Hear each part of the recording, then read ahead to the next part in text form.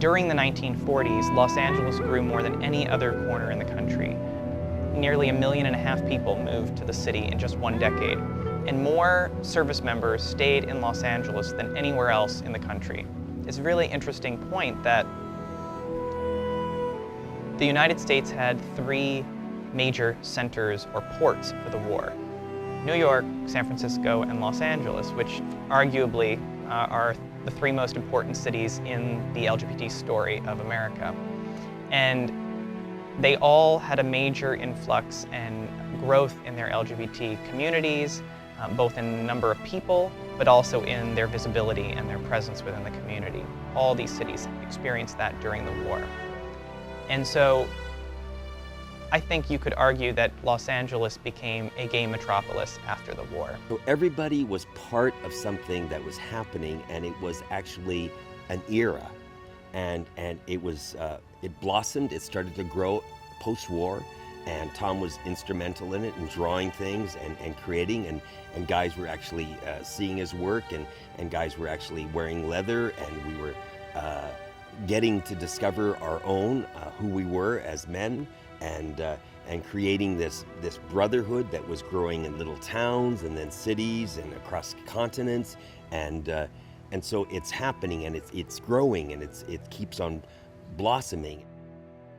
This was a group of guys that went places together, had a good time together, and they weren't particularly effeminate. Most of them could be as Nelly as they wanted to be whenever it called for it, but they were basically real guys, 2 feet on the ground, and you know, manly in their own way, and had a lot of fun riding bikes. There's so many young men, and perhaps not so much now, who were gay, but who were not effeminate and who didn't fit the stereotype.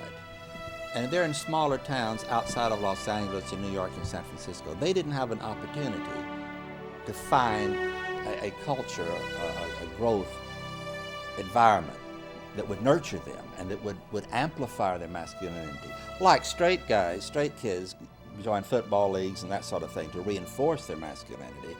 The biking community did that, I would say, for countless young men, and still is to this day. Image that the Satyrs portrayed was very much this image that was kind of idealized by people like Marlon Brando. It was very sexualized. It was very much more working class than the middle class image that people in the Mattachine Society was playing. And there was never this attempt to separate homosexuality from sex. At the same time, both the Satyrs and the Mattachine Society were based on secrecy. You know, the Satyrs knew who other Satyrs were, but people outside the organization didn't necessarily know. Most of the people that I work with are veterans. And whenever you talk to any of them, the bond that was formed between soldiers, sailors, Marines is to the bone. It's just to the bone. These same people are the ones who came back and were looking for that type of commitment, that type of understanding, that type of bond out of the military. And former military people came together and formed organizations like the Satyrs, and I will say, like Hell's Angels. A lot of very masculine-focused, men-focused organizations trying to recreate what the military was, what the military is, what it is to be a brother whose life depends upon the person next to you. That these people will do anything to help someone else out. I've seen countless times where people were in total need. They needed something. They needed a ride. They had hurt themselves. They needed to be taken down the mountain to be patched up. I've seen people drop everything and help them. You try doing that in Castro or Hollywood Boulevard or Santa Monica Boulevard or